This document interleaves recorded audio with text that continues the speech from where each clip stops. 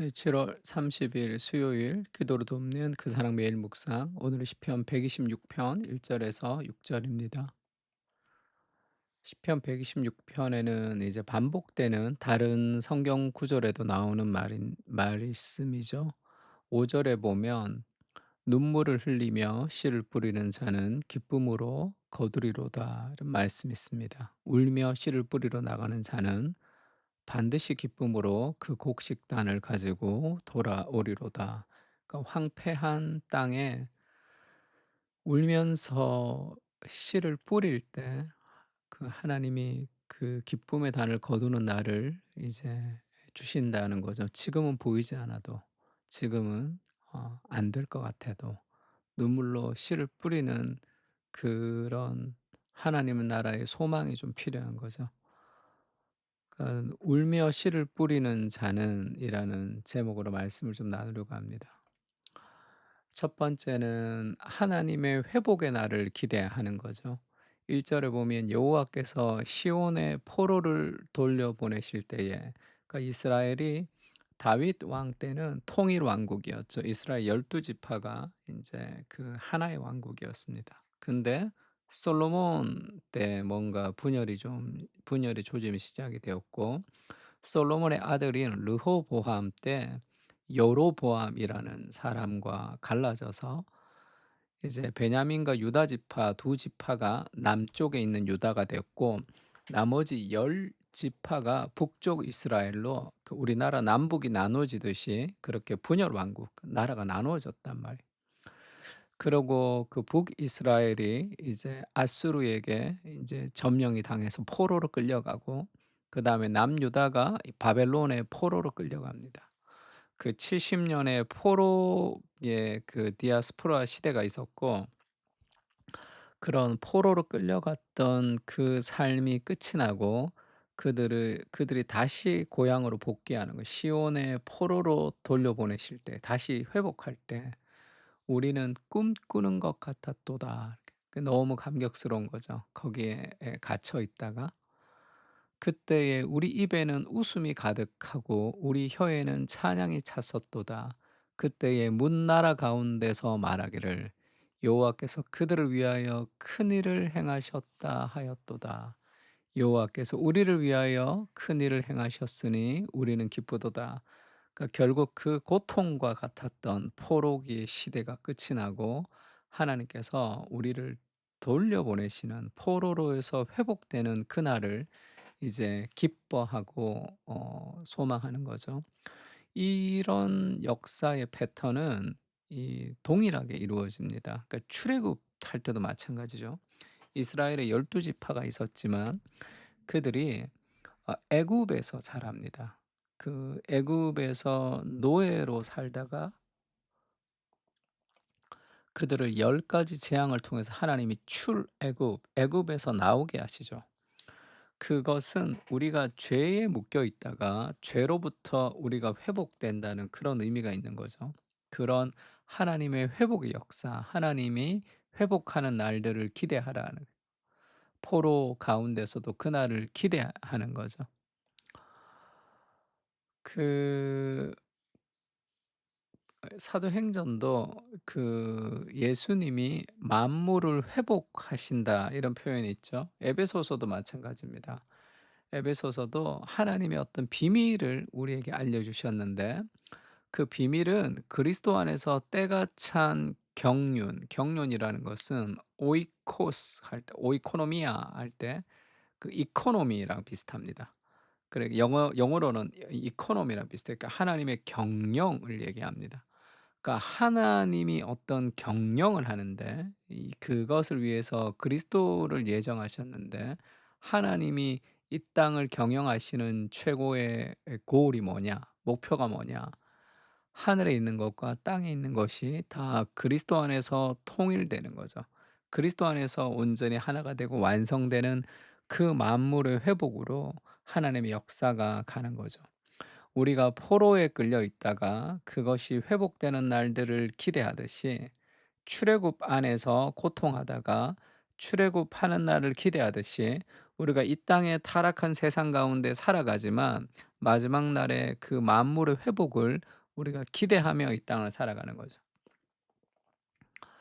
그래서 이 하나님의 큰일이라고 우리가 인제 읽었는데, 우리가 읽었던 본문에 보면 지금 2 절에도 여호와의 큰일, 또 3 절에도 우리를 위하여 하나님의 큰일을 행하셨다. 이거 회복의 날이죠. 그 회복의 날의 어떤 시작을 알려주는 것이 우리가 지금 설교하고 있는 사도행전이죠. 사도행전에 성령께서 임하시고 마가의 다락방에 성령이 임하셔서 사람들이 각 나라의 언어로 방언을 막 말할 때 그렇게 얘기합니다. 11 절에 보면 그르데인과 아라비아인들이 "우리가 다 우리의 각 언어로 하나님의 큰일을 말함을 듣는도다." 이렇게 그 사건을 하나님의 큰일 이렇게 표현하죠. 그러니까 하나님의 큰일이라는 표현은 다 이 메시아가 와서 회복의 날, 구원의 날, 그것을 얘기합니다. 포로에서 돌아가던 그 일들을 하나님의 큰일 이렇게 표현하는 거죠. 그래서 오순절에 마가의 다락방에 성령이 오신 그 사건이 이제 회복의 시작이라는 거죠.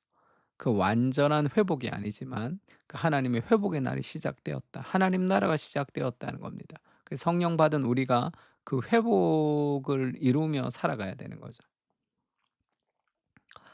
그리고 그 회복의 날은 결국 어떻게 오는가? 가만히 있으면 오는 것이 아니라 울며 씨를 뿌릴 때 그 회복의 날이 온다는 거예요.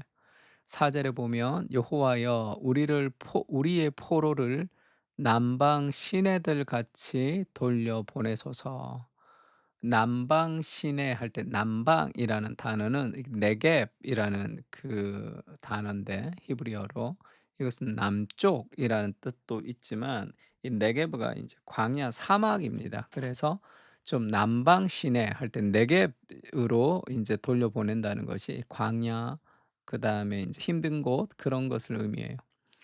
그러니까 지금 하나님의 회복의 날을 우리가 꿈꾸는 것 같이 왔지만 그 회복의 날이 어떻게 오는가 하면 눈물을 흘리며 씨를 뿌릴 때 결국은 기쁨으로 거두게 되는 거죠. 울며 씨를 뿌리러 나가는 자는 반드시 기쁨으로 그 곡식단을 가지고 돌아오리로다. 그래서 지금은 이 네게브 같은 남방 시내 같은 그런 시대와 그런 상황과 그런 사건과 그런 개인의 경험이 있을 수도 있겠죠. 오래 황폐된 곳에 사는 것 같이 개인적으로 뭔가 일이 풀리지 않고 개인적으로 무언가 네게브 같은 광야를 살아가는 것 같을 때가 있습니다. 또 가정을 돌아봐도 우리 가정에 뭔가 일이 풀리지가 않고 네게브 같은 그런 광야같이 오래 황폐된 곳을 걷는 것 같을 때가 있어요. 교회도 마찬가지고 지금 뭐 한국 교회는 거의 무너지는 것 같이 이 젊은이들이 막 이 사라지는 그런 시대를, 그런 세상을 살아가고 있습니다. 이때 우리에게 필요한 것이 정말로 오래 황폐된 곳들을 향해서 눈물로 씨를 뿌리는 사람이죠. 울면서 씨를 뿌린다고 뭐가 거두어지겠습니까? 아무것도 잘 안 보일 때가 있지만 시간이 지나면 나무를 심는 사람들 같이 시간이 지나면 그곳에서 열매를 거둘 수 있겠죠. 우리의 시대가 아니라 우리의 자녀의 시대일 수도 있지만 울며 씨를 뿌릴 때만 그것을 기쁨으로 거둘 수 있습니다. 하나님의 회복의 날을 기대하고 그 회복의 날을 위해서 계속 우리가 기도하며 그렇게 나가야 되겠죠. 제가 어제 우리 안소희 자매 같이 좀 신방했는데, 인제 교육을 이제 전공하고 인제 공부하고 논문을 쓰고 있는데 그런 얘기 같이 좀 나눴습니다. 지금 교사의 권위가 다 떨어진 그런 시대를 살아가고 있죠, 교육에. 목회자의 권위도 마찬가지입니다. 오늘날의 권위가 사라지는 시대를 살아가는데, 그래서 진짜 교사, 진짜 학교 필요하죠. 목회자의 권위가 사라지는 이런 시대, 교회가 힘을 잃고 있는 이 시대에 그래서 우리에게 필요한 게 진짜 목사, 진짜 교회, 진짜 공동체, 그게 필요한 거 아니겠습니까? 그래서 우리가 사도행전으로 로우 크리스차니티를 보고 있는데 그것을 그 설교를 듣고 그냥 '아 사도행전의 교회는 저랬구나.'가 아니라 '울며 씨를 뿌리고 싶다.'라는 삶의 마음의 소원이 우리에게 좀 생겼으면 좋겠습니다. 직장은 여전히 힘들고 육아도 힘들고 삶은 여전히 힘들고 바쁩니다. 그렇다고 우리가 하나님을 소외하고 산다면 결국 우리에게 어떤 열매가 남겠습니까? 우리가 이 땅에 하나님이 보내주신 소명이 있잖아요. 그러니까 황폐한 세상에서는 신앙생활 하기가 쉽지가 않습니다. 그러나 그 황폐한 땅에서 울며 씨를 뿌리는 사람들이 필요한 거죠. 그때 하나님이 회복의 날을 주신다는 거. 보이지 않아도 그 황폐한 그 땅에 눈물로 씨를 뿌리고 방향이 맞다면 하나님께서 일하여 주시겠죠. 그러므로 내 사랑하는 형제들아 견실하며 흔들리지 말고 항상 주의 일에 더욱 힘쓰는 자들이 되라. 이는 너희의 수고가 주 안에서 헛되지 않은 줄을 알미라. 하나님의 인정을 통해서 걸어가는 거죠. 내게서 날 자들이 오래 황폐된 곳들을 다시 세울 것이다. 너는 역대에 파괴된 기초를 쌓으리니 너를 이끌어 무너진 데를 보수하는 자라 할 것이며 길을 수축하여 거할 곳이 되게 하는 자라 하리라. 이 말씀이 저의 인생의 비전이기도 하고 여러분 인생의 비전이기도 합니다. 여러분에게 제가 선물로 드린 말씀이죠. 여러분이 가는 곳마다 오래 황폐된 곳들을 다시 세우는 사람들이 일어나는, 그렇게 해서 역대의 파괴된 기초를 쌓고 길이 없는 곳에 길을 내는 그러한 하나님의 사람으로 살아가겠습니다. 그렇게 눈물로 씨를 뿌리겠습니다. 그렇게 고백하며 또 기도하며 살았으면 좋겠습니다. 예수님이 그 그리스도로 말미암아 의의 열매가 가득하여 하나님의 영광의 찬송이 되게 하기를 원하노라. 그러니까 우리는 결국 하나님의 영광의 찬송이 될 것입니다. 그것을 붙들고 그 영광스러운 하나님 나라의 회복, 예수님의 다시 오심이 이미 결정돼 있죠. 그러니까 우리는 지치지 않고 그 방향으로 계속 섬기고 계속 씨를 뿌릴 수가 있습니다. 너희 안에 착한 일을 시작하시니가 그리스도 예수의 날까지 이루실 줄을 우리는 확신하노라. 그런 은혜가 좀 필요하죠. 부흥의 날을, 회복의 날을 허락해 주십시오. 오래 황폐된 세상을 향하여 눈물로 씨를 뿌리는 사람이 되게 하시고 결과에 흔들리지 않고 주님의 뜻을 바라보며 불안해하지 않고 그 방향으로 지속적으로 걸어가게 하여 주시옵소서.